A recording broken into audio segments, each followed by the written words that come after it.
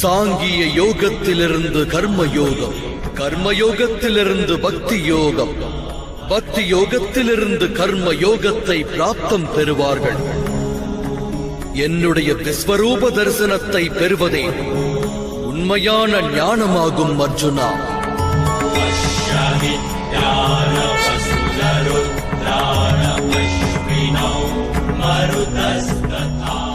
திவ்யத்துவம் பொருந்திய இந்த ஞானமே உலகத்தின் அனைத்து ஞானங்களுக்கும் ஆதாரம்.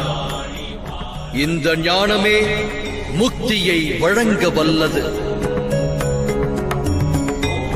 மகத்துவம் வாய்ந்த தேவர்களும் காண இயலாத திவ்ய காட்சியை, எனது விஸ்வரூப தரிசனத்தை நான் உனக்கு வழங்குகிறேன்.